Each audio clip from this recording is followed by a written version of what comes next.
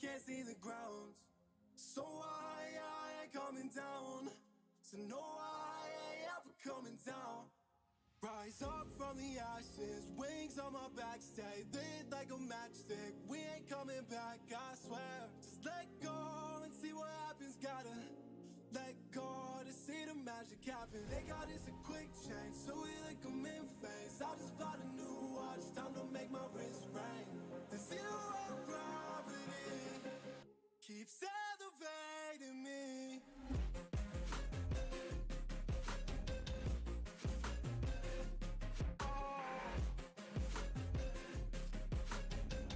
The zero gravity, they got us a quick change, so we like them in phase. I just bought a new watch, time to make my wrist ring.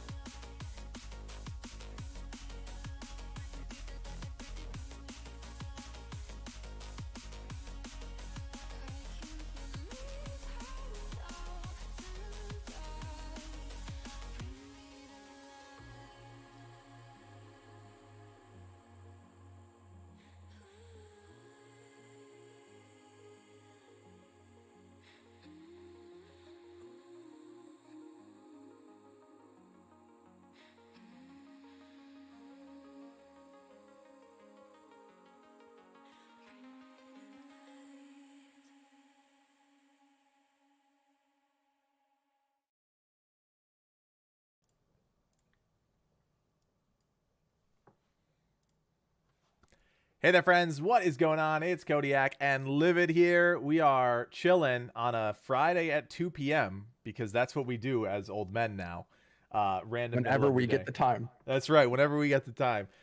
Happy to be here with you guys. Thank you so much for all the love and support. It's been a wild year and a half-ish at this point of growing this channel, and here It's we are, crazy. 150K. It's crazy.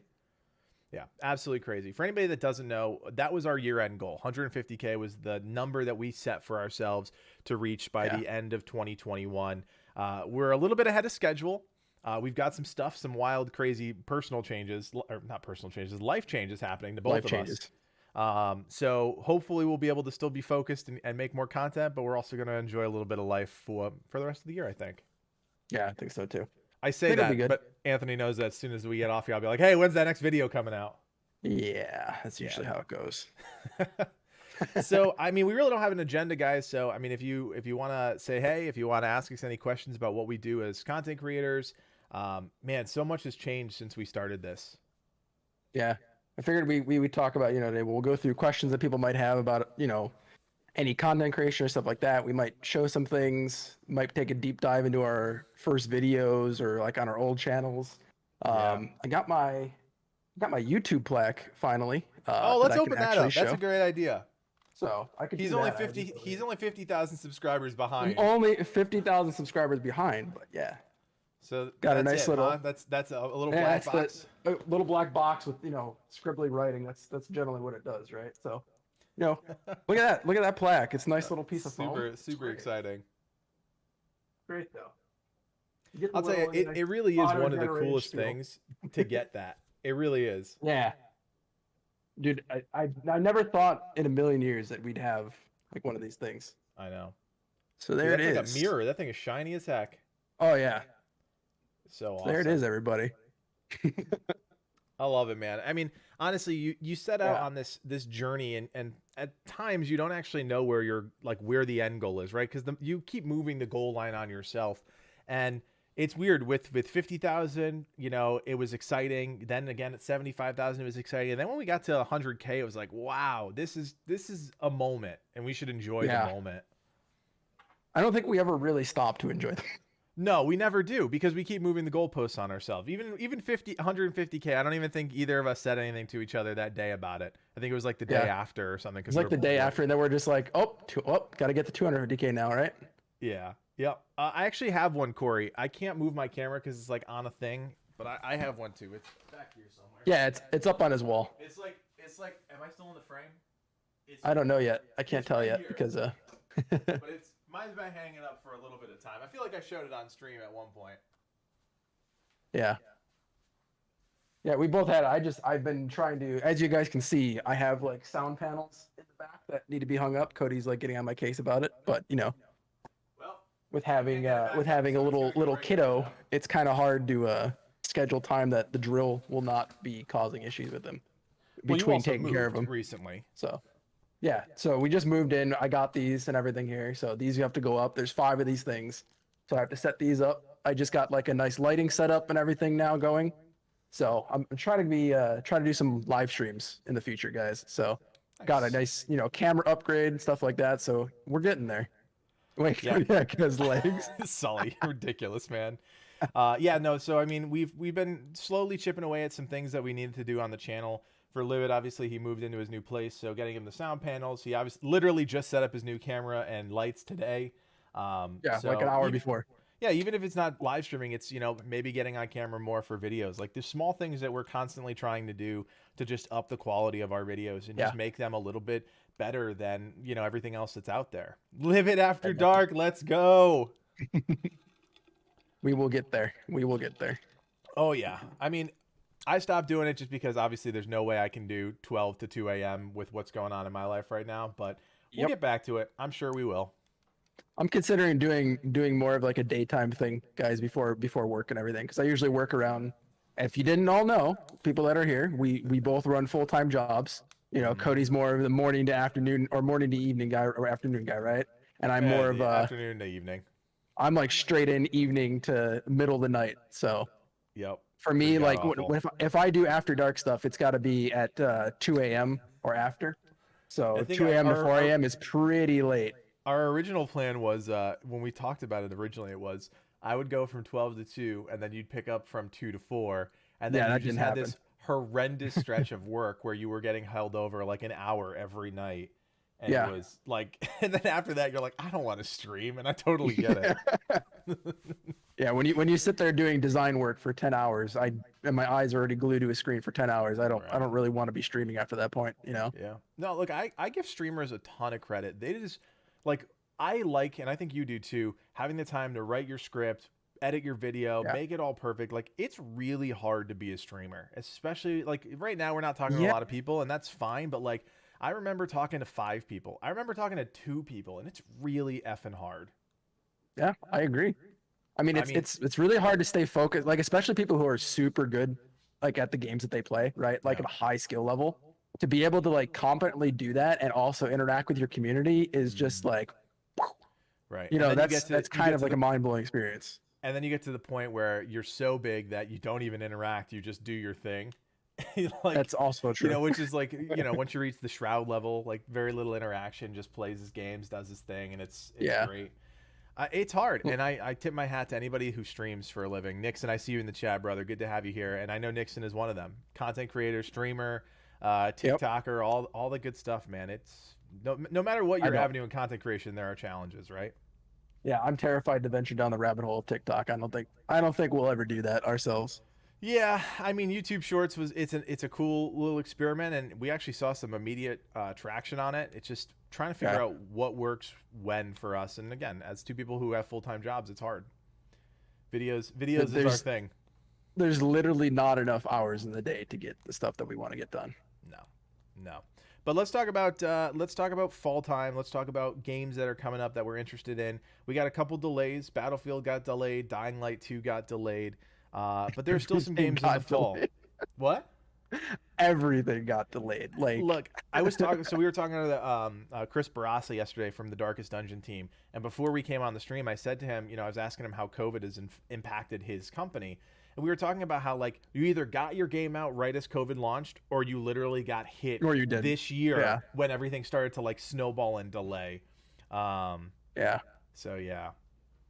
Yeah, Oh, go ahead. I mean, I was really excited for Warhammer 40K Darktide, but that got pushed like significantly. So I forgot that about that was my anticipated game of the fall. So that's not there anymore for me. I mean, I'm going to be playing Battlefield. You know, if I pick up back up into streaming now more, that's probably what I'll be streaming a lot of with our buddy Grinfire, because we'll be playing that a lot. I mean, I'm really excited for Halo. It's been a while since I've gotten to sink my teeth into a Halo game. I didn't play 5. Did you play the flight? Huh? You didn't play the flight, right? No, Okay. I never actually got a code for the flight. So Oh, that's dumb.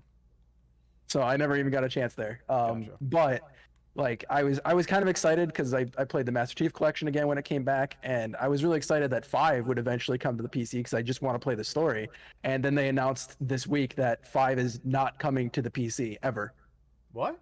I think they announced this week that it's never coming to the PC, which blows my mind that you could release all the other games and Infinite, and then 5 just like, you don't need to play it. Was that penned under like a different? Was that a different studio or something? Something weird? No, that was 343. I don't understand. I think they no just don't sense. have the development personnel to be able to convert it. Maybe. I mean, maybe that's it because it's more intricate systems. But you know, I was really looking forward to playing that before Infinite, hopefully. But they're just not going to do that. So you have to wait I'm all the way excited. till December then to play Halo. What is there anything else between now and December that you're interested in playing? I mean, I have maybe the Temtem update, but for me, like a lot of the stuff is nothing's really like jazzing me up for the fall. I mean, Far Cry looks fun. I'll give it that. It looks fun. I know you're really hyped for that game. I can't wait to play that game. I love. I'm Far not Cry. like I liked 3 a lot. Far Cry 3 is definitely my favorite. Yeah, it's a good. Game. 4 I was, you know, kind of lukewarm on, and it kind of killed my interest, especially with, you know, Ubisoft's direction and charging everybody an arm and a leg for everything, you know, for, you know, content. So that kind of like killed my hype around Ubisoft games for the most part in a lot of regards. But I don't know. The new Far Cry does look kind of interesting. So Yeah, it's weird. I mean, there's definitely the Ubisoft feel to it now. Like they released their DLC plans and all their free content updates, and like it's a little weird. Like the Danny Trejo stuff is cool. The Rambo stuff seems like interesting-ish, I guess. And then you have a Stranger Things crossover. Like, not every game needs a weird crossover like that. And I agree with that. It gets like, and I feel like I saw a meme about it at some point where like shooters always start off like super realistic, everything's grounded, and then like by like DLC 3 and like expansion 4, you're like in space. You're in space, and it's like, why does every game need to do that? You can have a more nuanced approach to it. I feel like their idea of like leveling up the experience is like just taking it farther away from the ground, and I don't think that's always the correct direction. Yeah, and it's weird. It's weird. I mean, I'll tell you guys right now, game of the year for me right now is Deathloop. Honestly, it is just so good. I know he hasn't shut up about it. I just beat it last night. We did not get early access to it, as I've droned on about multiple times, but it's a great game. It's so unique, so different. And it's just wildly impressive for a AAA studio to try something that's just out there. Like there was a very realistic chance it would go out there and fail. I think 100%. And I think a lot of people still don't have their heads wrapped around it. That doesn't make it a bad game. It's an incredible game. So I mean, from what I've watched you play, like the evolution between like when you first started and then when you were like I watched some of your gameplay clips and stuff. Yeah. I was like, oh, okay. I'm like, this got a lot more intricate real quickly, a lot more puzzles. Yep. I like it. So it's very interesting to me. I want to play it. I just don't have time. Yeah, the first couple hours I was in Discord with Liv, and he was watching me play, and he can attest. I literally was just like crawling around, having no idea what the hell I was doing. You were so lost. And by the terrible end of it, shot as usual. Great. So bad, Corey. You would be disappointed at how bad my aim was. But by the end of it, I was, even I was still making mistakes with the platforming and whatever, but like you just organically can wrap your head around the world, each of the 4 maps. And by the end, you're like, okay, I know what I got to do. It's this. It feels works. Natural, right? It's so beautifully done that you just, and I say in the Worth Your Time review, a little sneak peek, like there's a moment when you're playing the game where everything just clicks. It's going to be different for every player, but you click and you're ready to like take on the loop, I guess you could say. It's cool. Yeah, I mean, I read through Cody's review. It seems really good. So look forward to that. That's going to be coming out, soon. I don't know when exactly, but soon. This weekend's going to be a little tough, guys. Yeah, weekend's going to be a bit tough for content in general. So if things don't drop, we just have a lot of life stuff going on over this weekend. Yeah, we got stuff going on.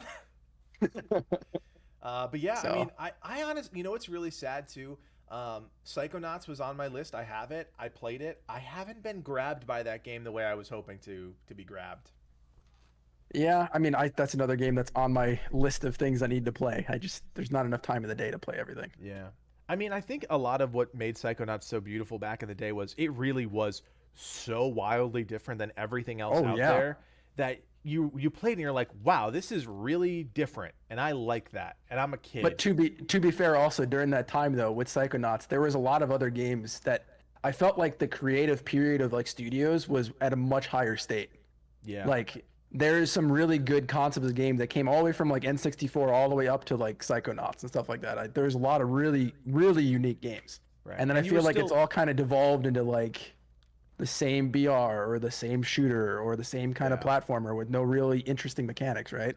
That's why like when you play Deathloop, you're just like, this is a breath of fresh air, and that's good.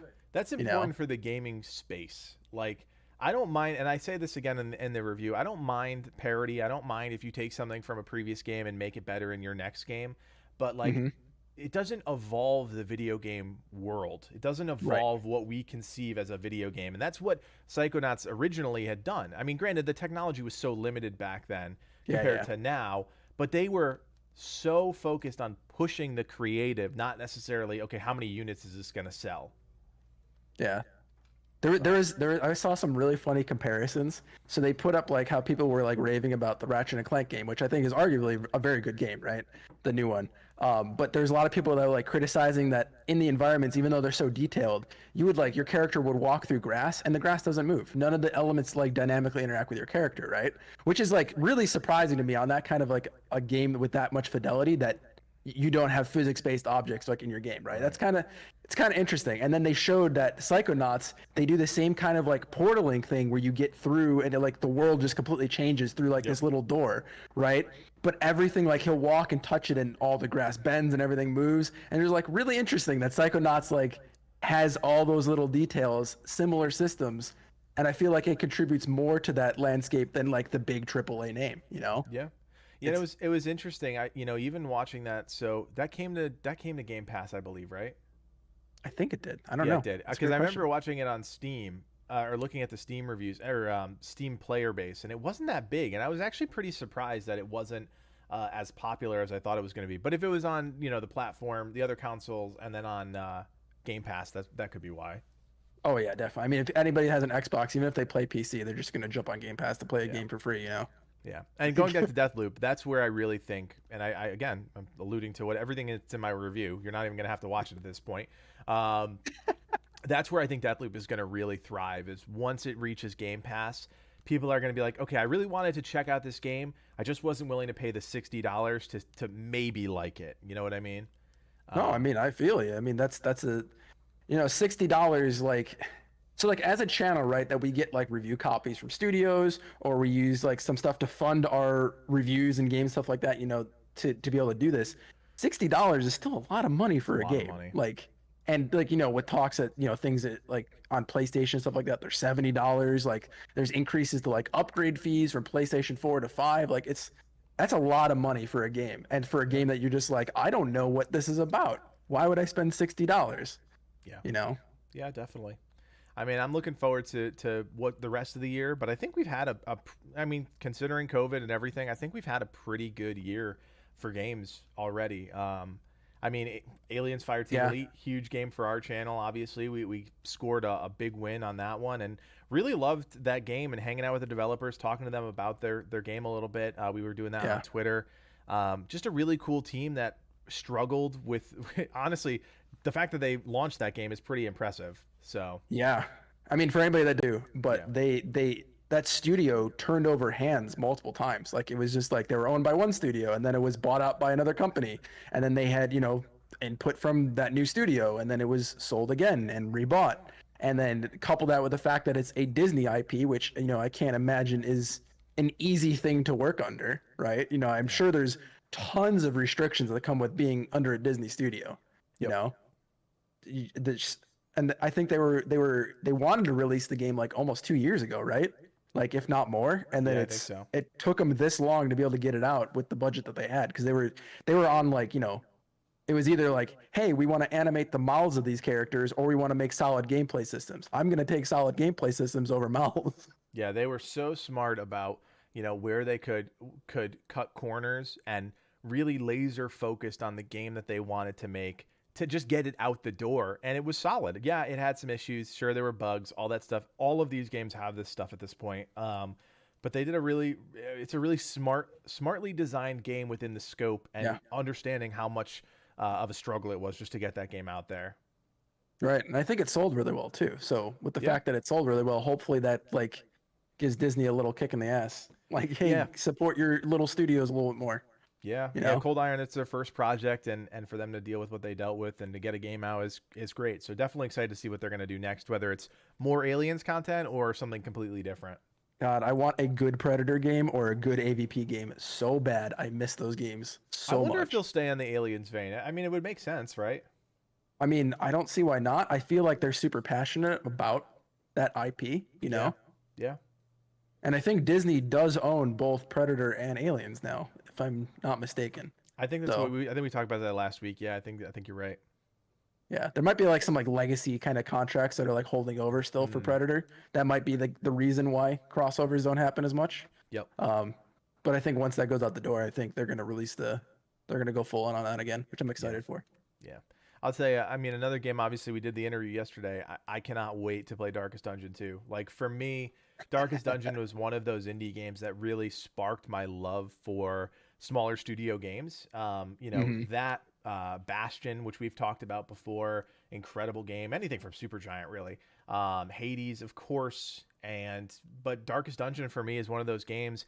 I spent one vacation a couple years ago on my Switch playing Darkest Dungeon and Hollow Knight, and like it's just Oh yeah, you told me about that. yeah. I mean, it was You're literally like it was such a pleasant experience, oh, right? it was the best because everybody was going to the beach, and I don't do the beach. I don't like sand. I don't like oceans, things like that. So I'm sitting at home with the dogs, or at the the vacation house we rented, on my Switch, playing these two incredible games with literally no worries in the Interruptions. world, and it was just so great. Yeah. But yeah, I'm excited for what they're doing, and I really appreciate that they're going for something completely different. They're not like going for Darkest Dungeon 2. They're going for they are going for Darkest Dungeon 2. They're not going for Darkest Dungeon remade to look better. They're going for Right. Darkest Dungeon 2, which is a true evolution of what they Of their worked on game. the first time. Yeah. Yeah.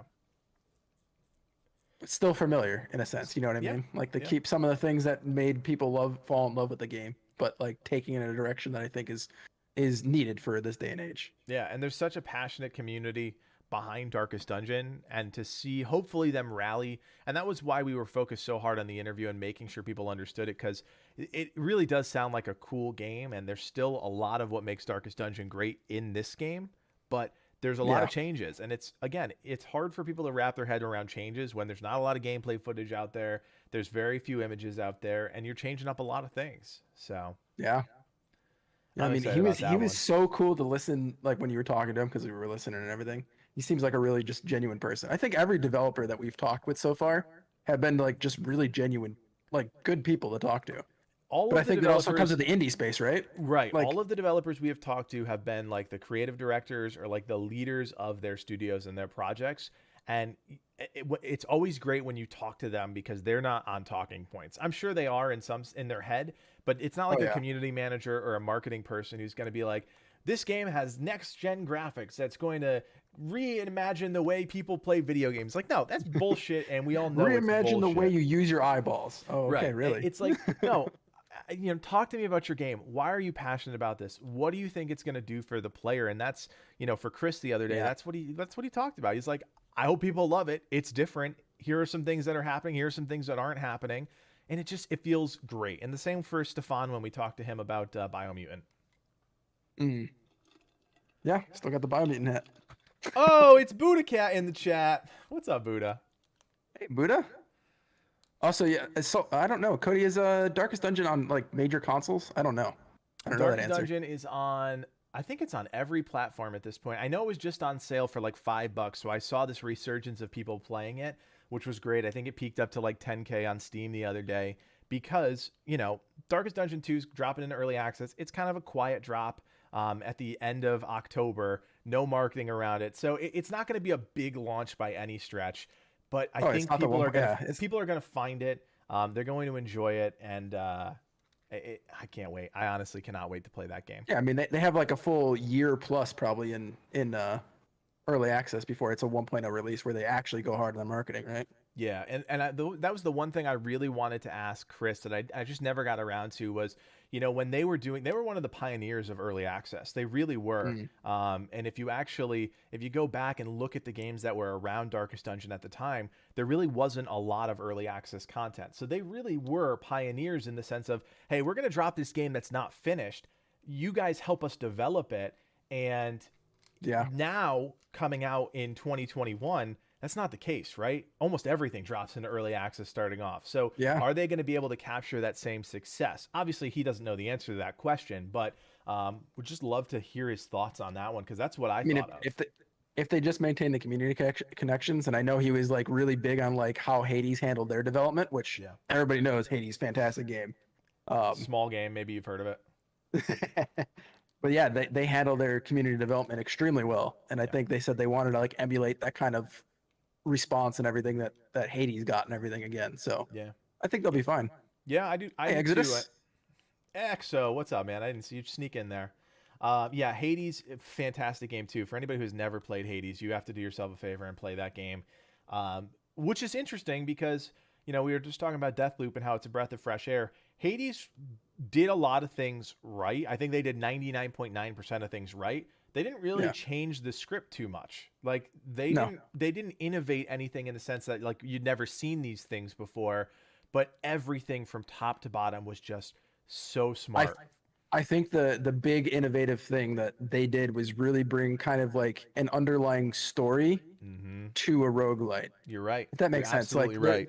you know what I mean? Like most other roguelites, there is like a loose story, but it's kind of just like you're kind of just mindlessly going through stuff, you know? Whereas like Hades, there's a lot of like really intricate dialogue and interactions with the characters that you end up caring a lot about the characters that you're talking to, even though you don't interact with them in a lot of regards, you know? Yeah. Yeah, I mean Supergiant, they hit a home run more often than they strike out, and I don't think they've ever actually Yeah. truly struck out. But and the cool thing with them is usually they change their genre, like or their design, right? It's not like That's true. it's Assassin's Creed 1 to Assassin's Creed 8. It's let's just take a new like Pyre, right? What a crazy different idea that they came out with. Was it a I slam loved dunk? Pyre. See, he liked it. I did not like it, but it's not my I kind of game. loved Pyre. Yeah. I don't think a lot of people got that game. Like it was just one of those games. It was so wildly different. Not a lot of people understood it. Yeah. I love Bastion. Bastion is still one of my Oh. all-time favorite games I've ever played in my entire life. Yeah. I mean, so much so that when I played Dota, I use the Bastion announcer, you know, Oh, for that's everything. cool. I didn't know he was in the game. That's neat. Yeah, so I use him for everything because I just love that game so much. Yeah. Transistor, I don't think it hit as well for me. Transistor one I didn't enjoy super thoroughly, but I know a lot of people did. I It's love weird 'cause- Pyre, and then I still haven't really gotten very far through Hades, but I like It's what I weird, played right? so Because far. I didn't play Transistor, but if you did, so Bastion and Transistor together kind of make up what makes Hades special, right? I would agree with that, yeah. Yeah, because it's like The narration and storytelling- weaving story from Bastion, and then you got more of the combat of Transistor. Right, Yeah. that isometric combat, fast paced Yeah. from Transistor. Yeah. I mean, so again, you know, you don't always have to reinvent the wheel, but sometimes when you take your ideas and you make them truly special by making them just smart design choices, you end up with a game like Hades. I never realized that about them, where they kind of did really weave those two things together. Yeah, I never played Transistor, so I didn't make the connection like super quickly, but you know, after watching a little bit, I think I put some Transistor footage in a video that we did at one point. I was like, oh, this literally looks like baby Hades, and I'm like, oh, I kind of get what they were doing now. Yeah, that's definitely what they did. That's 100% what they did. Yeah. So I wonder what direction they go now. I wonder if they like merge like a roguelite and something like Pyre. That'd be interesting. I'm hoping they do. I mean, they probably have so much. You know, I hate to make it about money. They probably have so much money from Hades that I hope they do something super different and just try and fail again if that's the case. Because I would love to just see their creative minds at work to put something out there in the video game space Yeah. that's just wildly different. I don't think they'll ever get away from the illustrative style though. I think that's and I like don't their think they should, hallmark 'cause they're thing. really Yeah. great at it. Yeah, that's their hallmark thing. I think you see a game that's illustrated in that regard, and you're like, oh, I know that's from Supergiant. Yeah, super true. Let's see what else in this past year has been a standout moment for us. Anything else this year? It's been a weird year already. Another weird year. You've covered a ton of Assassin's Creed Valhalla, as people have pointed out. After almost 1 year, Valhalla is still in early access. Yeah, Kappa. I mean that started, man, that started in November of 2020. Hasn't even been a year with that game, and is it right November 2020 or was it November 2019? No, it must have been 2020 because we weren't a thing in November 2019. So Correct. yeah. So November 2020 all the way till the day. I mean, I think it's the most videos we've produced for a single game, which is incredible. Mhm. I mean, there's just a vast array of stuff to do in that game. It's definitely Ubisoft to an extent. There's just a lot of bulk there that probably could have been trimmed out, but people Yeah, like it. And 100%. people still love it. It's the best-selling Assassin's Creed game to date. Like, there it is. You know, people like it. Who am I to tell them what they can and can't like? Don't know if that means that it's like the best of the games that they've made for Yeah. Assassin's Creed. Like, I still think Black Flag was best Assassin's Creed game ever. Yeah, Ubisoft's going through some weirdness. I mean, they've lost a lot of people. They've especially like senior developers and leaders on different parts of their projects. So it'll be interesting to see what Assassin's Creed Infinity brings to the table, which is kind of their like hub world Assassin's Creed. I am really excited about it because I think it's smart for them to do at this point if they want to keep Assassin's Creed going. But you know, you never know how these things are going to go with these big AAA studios. You just never know. They're not as transparent about things. They're very scripted and marketed. So it's just hard to tell. Yeah. Battlefield is releasing November 19th, everybody, for those who don't. For that question that was asked. That's on the 19th of November. It got always pushed wonder- back another month. So I always wonder what a 1 month delay does for people. Like, especially a AAA I studio. mean, Like, what do you do in a month? I mean servers. I mean, Servers? honestly, I mean it's still Yeah. probably gonna launch into clusterfuck, honestly. But if I know anything about Battlefield launches, man, whenever those games go live, the servers are terrible for the first like day or two. They're Oh, really really? bad. Oh, every time with EA games that are like big communities, big servers like that, they're so bad the first 2 days. I don't think I've ever played a Battlefield game or any game like that on day one. Like even Call of Duty and stuff. I just I never. I wouldn't. I usually wait a day or two because It's kind of like the you MMO will. experience where we got to wait for the. I think it's worse the MMO experience because it's not that the game's not working, right? With MMOs, it's that you're just so clogged that they're trying to open up space for people to get in. Whereas Battlefield and stuff like that, it's just like you get in and everybody just lagging and rubber banding everywhere because the servers can't keep up with things. And because of that, like elements of like their models will sometimes break and you'll have like arms of people with their guns like lagging behind them. Like it's Not good for a next gen first person shooter. for a shooter, yeah, it's a really bad thing. So Yeah. Corey, you bring up a really good question, man. Livid and I have hand wrung ourselves to death about covering New World, and we just, while I think both of us want Amazon to be able to say that they launched a successful game. We both loved Crucible. We thought it was a good game. We're just not there on New World. Like it's fun for what it is. There's still a lot of problems with it. There's still a lot of design things that we don't like, and I don't know if we're just ready to chase that bone yet. I mean, I think we're going to be covering MMOs at some point in the future once we find the one that really speaks to us. right. For now, it's not New World. I mean, I'm gonna play New World, so I am gonna be playing when it launches. I'm gonna be playing with Grego and all them. Grego. So we're gonna be playing it. I might stream it at that point, but I don't think I'm gonna do. I don't think we're gonna go through the whole spiel of like sinking, $800 into it as fast as possible to review, the kind of thing. I think it's not a game that I'm playing extremely competitively. Usually when I play MMOs or first person shooters, I try to like be super competitive with that kind of stuff and I get really far into the upper ranks of things. With New World, I kind of just want to play it casually and wander through a forest and shoot a couple things, like Yeah. that's not the vibe that I'm going for with that game. It's been really interesting to see already.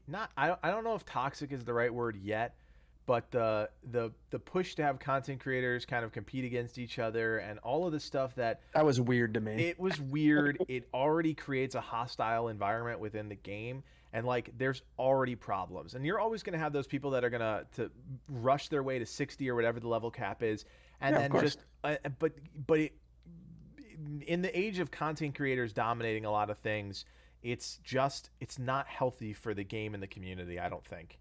Yeah, I agree. I mean, because if you look at things like back with World of Warcraft, right? I think in the initial stages of the game, like I think feedback they got from their players, they kind of took to heart. They stopped listening so much, as time went on. But in the initial stages, even though people rushed to that point, content creation wasn't really like a huge thing, right? I mean, there were still people that played and streamed some stuff at that point, but or made YouTube videos, right?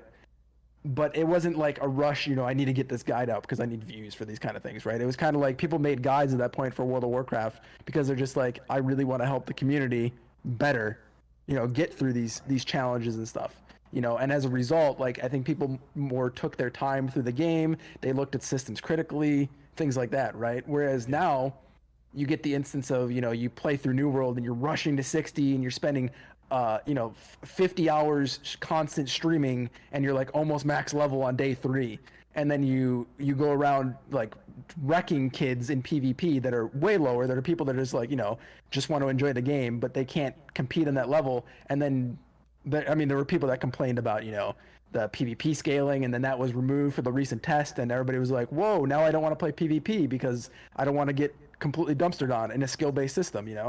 So I think I think it hurts the game, like you said, in that regard. I think there's content creation is not always the best route when people rush through things. And I was telling Cody the other night that, when it comes to like competitive games like that, whether it be like Dota or, any competitive shooter like Valorant, whatever, the more respected opinions are the people that sink a lot of time into the game and get to a high rank before they voice their opinions on things.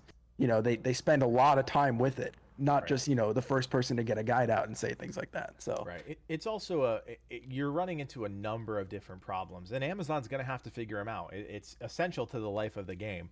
World of Warcraft had 10 years to develop a game before. I mean, granted, of course, EverQuest was around. There were plenty of other games. Camelot Unchained, I think, was another one that was around the same time. Yep. Rift. I mean, there were plenty of games that were in the same Rift. space. I mean, but the thing is, you have all these systems that people can kind of lose themselves in, collecting mounts or collecting armor sets, things like that. In New World, none of those systems are there yet, and that's going to be the major problem. So you level the 60, you've got the crafting system, which is really great. It's really straightforward though. You don't really need to, to make too many videos on how to craft, how to cut down a tree. Do you really need a video on how to cut down a tree? Probably not. But the rest of it's not there. The lore is not there. The collectible aspect is not there. I would say the lore is there. The story's not. Right. The lore is that you're right. They are building the lore. They're not building they're having a hard time building the world to a point where people are invested in it. And so what do you end up with? You have this weird identity crisis of a PvEVP game that people don't know if they should lean into the PvE side or the PvP side. Those two groups are already fighting with each other. Then you have the three factions that are fighting. There's just a lot of chaos. The three factions that also don't really have an incentive for picking one of them. Right. Like you get like your cosmetic of your armor, and that's about it, right? Like I don't think there's any like bonuses or like, how like World of Warcraft and other MMOs you get like racial bonuses or things like that. I don't think New World has any of that, right? So I'm like, there's no like, it further dilutes that system. You're kind of like, okay, I joined this faction, but why am I really fighting for it? So I can not spend as much like resources when I craft in this town. Like, it's not like a super big incentive thing for me, And here's the thing. They've got a huge team now, right? They took the Crucible team. They absorbed them. They've delayed the game a number of times. Can they delay the game again? Of course they can. Are they going to? Should, personally. I mean, they should. But even still, look back at where World of Warcraft was when it first launched. It was nothing. It was really nothing. It was a grindy, you do a quest, you get some XP, you do a quest, you get some XP. But it took time for that game to get to the point that it was at. But at the same time, it was the only one around at the time. Exactly. Yeah. Like when you're the pioneers, you can do that. When you have decades of experience to pull from, you shouldn't be doing that. You should literally be developing all your systems. I still think it's weird that there's no mounts in New World.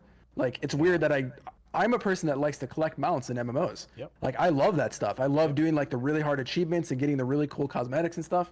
And the fact that you don't have that is weird to me. Like the chase is not there for a lot of things.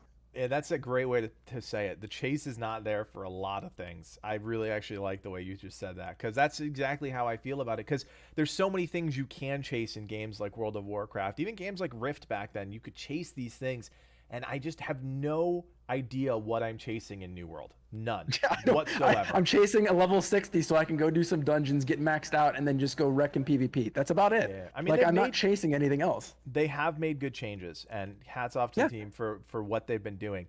They know that they need another 2 years. They know that. They know it. And here's the thing. They're going to come down to the decision, like every MMO developer does. Do we start charging some sort of fee for the service so that we can keep developing our game? Or do we just bank, on the fact that Amazon is bankrolling this thing, and do we just go and not charge anybody as we keep developing the game? How do you sustain something that has a fixed price? You don't. You don't. I mean, cosmetics. They said, they're going to do a cosmetic microtransaction shop. Like, yeah. So but once again, if the stuff in the game is like very few armors and stuff to actually chase that I like, and they start making all the cosmetic armors the things that I like, I'm not going to support that. I think that's a really scummy practice. Yeah.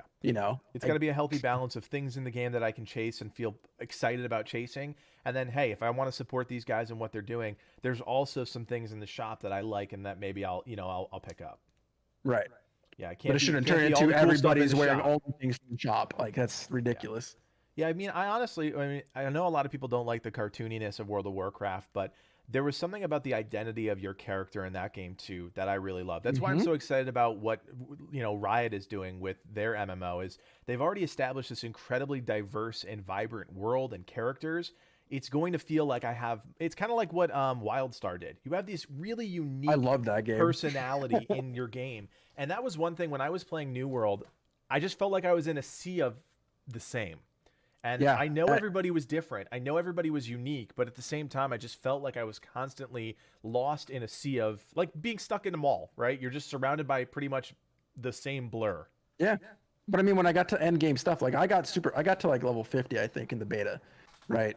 I think you piddled I off stopped pretty around early, like right? 30.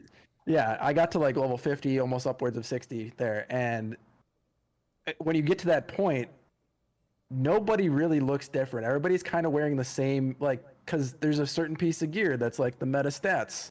Everybody's kind of running, rifle and axe, or spear and axe, or they're running the kind of, you see the same weapons.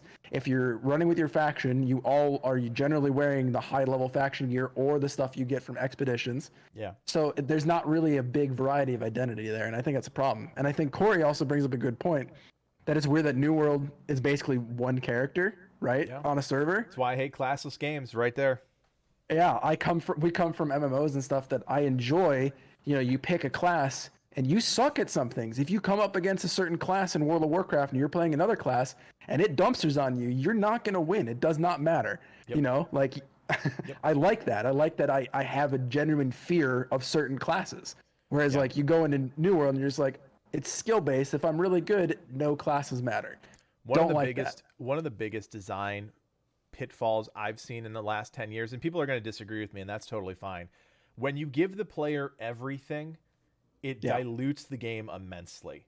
If you don't force them to make decisions, then if anybody can be anything at any time with no restrictions, you're not creating a unique experience. Yes, you're giving them the option to be who they want, where they want, but again, you're not giving them any really incentive to chase something.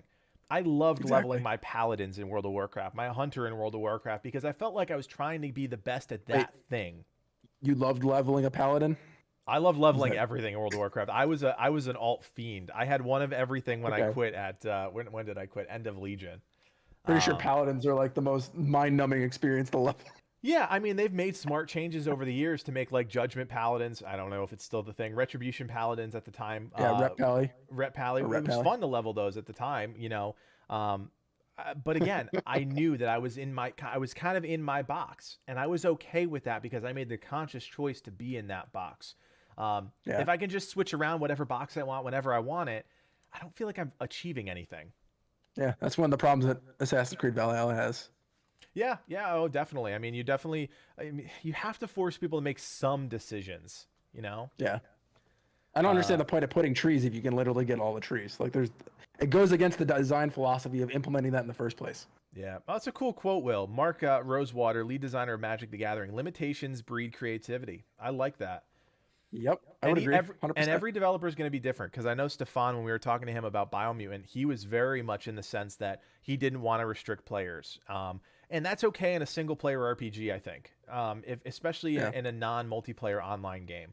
But yeah, I think limitations, I agree with that quote. I think limitations do allow for more creativity and individuality, which is important, especially in an MMO.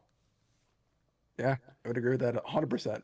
See, I mean, I feel like Riot's going to get it right. I think they're well aware of those things. Yeah, I mean, they have a really smart developer in Mark Yeater. Ghostcrawler obviously dealing with some of the fallout of the Blizzard stuff, so I don't know if he's going to stick around. I hope he does. Yeah. He's a really smart developer, but again, if the moral stuff isn't there, you got to take action, right? So I don't know what they're going to do with him, but he's a smart developer. He knows MMOs. It's in his blood. I mean, he was part of the reason why World of Warcraft was such a wild success. So, and for anybody who has not been on the Runeterra website, you want to talk about world building my God, insane. They have so much source material that they can pull from that they have been developing for the last however many years. It's going to blow your mind. The storytelling that they're going to be able to do within whatever this MMO is called is going to be insane. It's going to be insane. I agree. Ketzer has a question that, what do we think about the future of Outriders? Especially right now, it seems that developers are struggling a bit, especially with the community. I mean, what's your thoughts, Cody? Outriders will forever be the 2020. Was it 2020 or 2021? I think it was 2021, right? It was February? Oh, that's right. Yeah. It will forever be the game that completely dropped the ball and did not capitalize on a captive audience. I mean, there were tens of thousands of people that were so excited to play that game. And yes, there was confusion about... and it was good when it launched. It was a solid game. Yeah. It was solid. Solid game. I mean, they knew that they didn't want to make a live service game. That's fine. That is totally okay.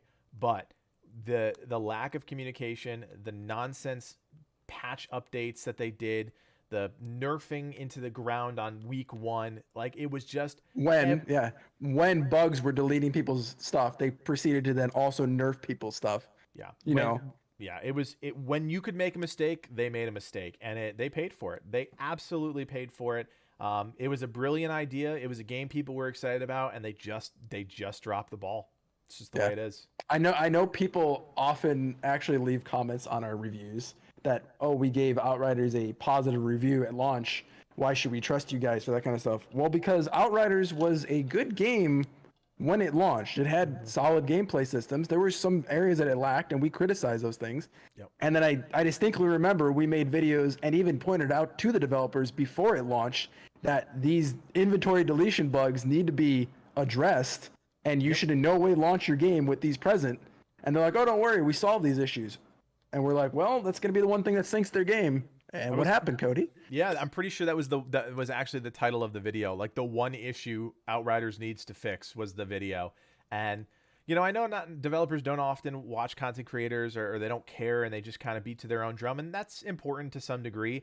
But like when you have a glaring issue that's that bad, that is literally like, we're telling you, this is going to sink your game if you don't fix it. We're not just bullshitting. We're not just saying that to be, jokesters. Like, it was a real issue. Yeah. So we didn't even just say it in the video. We brought it up on Discord to them as well. And Twinception, thanks for stopping by, man. Appreciate that. 150K came a little bit sooner than we thought, and it's been exciting. I mean, just pivoting off of games for a second, this fall, obviously, we've got to focus on some real life stuff, but we also have some big stuff planned. We've got a charity event that we're going to be announcing really soon. Cannot wait for that. That's going to be end of October. You guys are going to love that. We've got we're working on a website right now, which is going to kind of go alongside some other stuff that we're working on. So we've got a lot of stuff cooking outside of the videos that you guys see every week. So yeah, there's a lot of things that are going on in the background, guys. Yep. Yeah. Hopefully we don't, die of stress before that point, but we're getting it done, right? We're getting it done. One day at a time. One day at a time. All right. What else we got? I'd say we probably have like 10 or so more minutes because I got to get back to work. Oh, that's right. Yeah, I know. I wasn't supposed to work today, but I am working today. Yeah, I don't know if there's anything else that's coming out in end of this year that I'm excited for. Now, a lot of delays into 2022 already. Dying Light 2 is going to be a fun one next year. Excited about that. Elden Ring, big one. Elden Ring. Oh my! Let's talk about Elden Ring for a hot second. This is going to be a huge test for Livid and I. Obviously, I started playing Dark Souls 2 on Legacy After Dark. Really enjoyed the game. It really got used to the Souls world, which I think was really important ahead of Elden Ring, because I think Livid and I, outside of some other channels like Fextra Life and Vadi and stuff like that, we want to be a name in the Souls space, especially when it comes to guides, boss breakdowns, build guides, things like that. Really, I think it's going to be a really exciting opportunity for us in January. Yeah. I think I'm pretty confident that we'll be able to cover this stuff competently. I'm a huge Dark Souls fan. You still need to play Dark Souls 3. I do still need to play Dark Souls 3. You're right. That's because that's going to be the game that leads heavily into Elden Ring. So like closely, so if you get those systems mastered, you'll feel right at home there. I'm a huge Dark Souls fan. I think the games are fantastic. I'm a huge Remnant fan. I really hope there's a new Remnant going to get announced probably maybe in the next year or two. Cool. I'd really love for that to happen. Cough, cough. But those kind of games, I really enjoy the brutal difficulty. And Cody knows, like, I will sit there for 9 hours if I need to beat something. I have no problem. I have no problem doing that. I watched him do it one time, and I could not believe he did it. Well, it was some boss in Remnant, and you just were getting... Yeah, it was a boss on the highest difficulty that if you got hit, you just died instantly. I watched him do it probably 50 times before I was like, you know what, dude, this is stressing me out. I'm gonna walk away now. So I think we'll be fine in that regard. Yeah, getting through the really excited about that game. It's going to be a really fun experience for us, I think, as content creators who have never covered a Souls game. It's going to be a challenge for us. It's going to be a new territory, and I'm excited about that. Yeah. An open world Souls game could be interesting. I hope it's good. I hope Also, so, too. Hightail, whenever we get news on that, if Buddha Cat's still here, Buddha, we would love a new blog post. Listen, we're not getting anything for another 2 years. Just everybody relax. Got plenty of games to cover. By the time Hytale comes out, who knows? Maybe we'll have 300,000 subscribers. We'll see. That'd be pretty friggin' crazy. Double our subscribers by the time Hytale comes out. That's crazy. Like, we started the channel off of Hightail, love for Hightail. Yeah. That'd I mean, be that's nuts. for anybody that doesn't know, that's how Livid and I met. We've talked about this occasionally on streams and whatever, but we both were covering Hytale. We were both loving everything that they were putting out and both excited to cover and play the game, and had joked around about working together and being a team. And then all of a sudden, like, Hytale started frustrating us because, like, we just weren't growing the way we wanted to, and other things were happening. It was just like, hey, do you want to actually do this for real? And we both just said yes, and here we are. Good choice, Livid. It was a good choice on both of our parts. That's been an experience just from a like business standpoint. There's so much that goes into this stuff, guys. It's Yeah. I would not be able to do this by myself. I don't know if Cody would be able to do it by himself. Nope. There's not enough time in the day as part-timers. There's also not enough time in the day to really plan, strategize, figure out the business stuff. I mean, it's a small business. It's definitely a small business, and it's really awesome to learn about this with a partner who you trust, that you can bounce ideas off of. I mean, you really, it's crazy. You should see how many Discord messages we have in a day. It's actually staggering. It's disgusting, actually. Yeah, Sorry. we talk to each other more than we talk to our wives, and it's pretty crazy. Yeah. And no, Chad, drunk streams, for me at least, I haven't actually had a drink in 7 years. Wow. I did not know that. Yeah. Yep. I just don't drink anymore. I'm also not a huge drinker. I drink. I have a beer on Sundays at my family. Like, we get together for dinner, but like I don't know. I've just never been a huge drinker. So I'll have a beer, or sometimes I'll drink a hard seltzer. That's pretty exciting stuff. I get a little wild. Huh. Somebody just said, have you guys checked out the new roguelike Never Return? I have not, but willing to check it out for sure. Never Return, huh? I'm gonna put that into the chat here, or into my Google. All right, cool. Definitely have to check it out. Wow, I just looked at a couple screenshots. I think it says the most in-depth roguelike ever, and it's got a skill tree. It's got a skill tree that rivals that of the Final Fantasy X Sphere Grid. What the heck? Okay, well, definitely gonna have to check that one out. It looks pretty cool. It's got that kind of, I don't know what this art style is called, but it looks pretty cool. Huh. What is this? Oh, it's like the This is like the popular style now, the polygon style. Yeah, it's like minimalist polygon or something. I don't know what the actual name for it is, but yeah. Yep. Huh. Oh, there's rumors that it could be delayed. That would suck if Elden Ring is delayed. I mean, I wouldn't be surprised with every other game that we wanted to cover so far getting delayed. Oh, Kenna comes out soon. Oh, that's right. Bridge of Spirits comes out in a few days. Yeah, we actually we're not getting early access to that either. Well, nobody is. I don't know if anybody Nobody really is. I mean, probably the big outlets. Yeah, they were great. The big outlets are.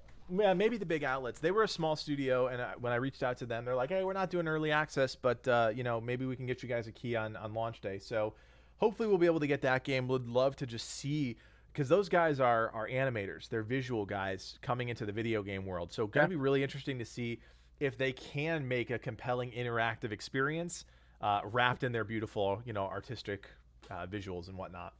I think it's interesting watching like people of different backgrounds come into like the gaming space or content creation space. I think it brings like a really different take on things, right? Like, I even think like us, not like tooting our own horn, but it's like I came in as like I'm a visual effects artist and motion graphic artist, right?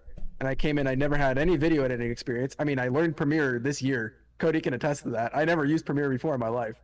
Yep.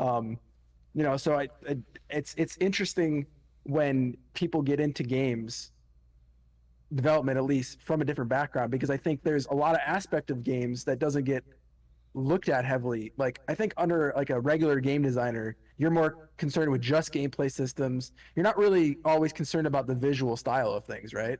Right. That's kind of like the polishing pass. Whereas like an animator and stuff coming in, they kind of, the way they work, they know how the end viz dev look is it's going to look, and they work backwards from that, you know, to their character animations and everything. And I think those are all super polished beforehand, and having super polished animations can generally lead to really fluid combat, really fluid systems, a lot of stuff that you don't necessarily notice makes the game that significant. But I think any game that you go back to that's like super polished and was like, you know, a game of the year contender, like Hades, for instance, look how polished those animations and everything are. I think it all really matters. Yeah, the one thing that's going to sink that game, of course, is do they have the gameplay systems to back up all of those, all of that beauty, I guess is the way you put it, because they don't have game dev experience. And that is always, I'm always willing to give a new studio a chance, of course, but you know, they don't have the chops, the reps with other games that a lot of studios do, like Supergiant. You talk about Hades. I mean, how many other games did they make before Hades came out? It doesn't mean they can't get it right on the first time. Bastion was their first game, and it was an incredible game. So yeah, you never know. You never know. It's definitely a game I think a lot of people are going to check out and hopefully are excited about, and hopefully the game's great. Yeah, we were debating. I don't know if we have enough time before we're going. We were debating doing like a deep dive back on our old channels or very first videos and stuff, just to see like what we've done since then. But man, next time, let's say next time. Next we time. ended up on Go ahead. We ended up on a 20-minute tangent about friggin' New World. So there you go. That generally happens, man. Whenever I talk about New World, we both want an MMO to succeed. I want to make that very clear. We both want MMOs to be back in the mainstream. I want that game to succeed so bad. Yeah. I am just so worried for it. Yep. I just don't think it's there. And before anybody says Final Fantasy is a thing, it's just not for us. It's just not our game. Yeah, I mean, I'm a fan of Final Fantasy, like the series in general. But I tried 14. I gave it a shot. It's not my, like, I don't know. Like, normally visual styles in games doesn't matter to me so much. But there was just something about the menu designs and stuff that felt clunky, and I did not like. And if a menu system, like my interaction with all the systems of the game, is clunky and I don't like it, it completely ruins every other aspect of the game for me. So, yeah. Well, on that really dismal note, guys, we will be back at some point. You know, I don't know what, like I said, I'm not doing Legacy After Dark right now. Livid does have a new setup, but, you know, he's going to be inconsistently back on camera as well. So just, you know, keep it here. Be a fan of the channel. We've got more stuff for you guys. Like I said, this weekend into next week is going to be a little challenging for us. A lot of stuff going on, but we will be back at it. Let's just say we'll take a week to breathe, and then we'll be back at it with more stuff. Yeah, you get some Deathloop content. Yep. Get Kenna going on here, then Far Cry. Exciting fall. Yeah, definitely. All right, guys, we will be back sometime in your feeds, but I've been Codiak. That's Livid. Thank you guys so much for watching, and play on. Take care. Hey, you guys. Have a good night.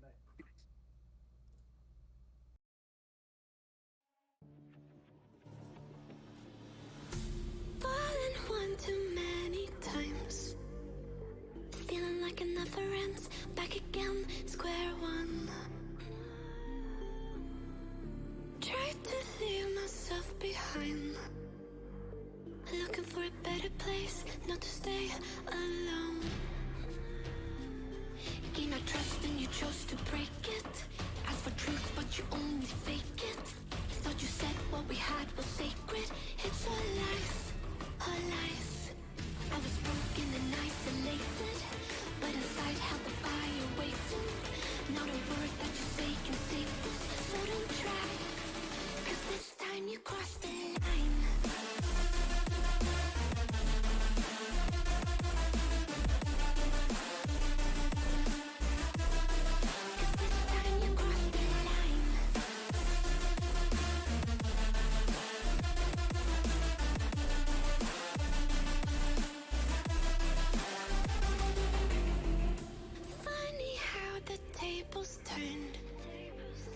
Didn't think I'd go this far, but here we are, the end. Now you're just a lesson learned, a slowly fading memory, so I can breathe again. Gain our trust and you chose to break it. Ask for truth but you only fake it. Thought you said what we had was sacred. It's all lies, all lies. I was broken and isolated.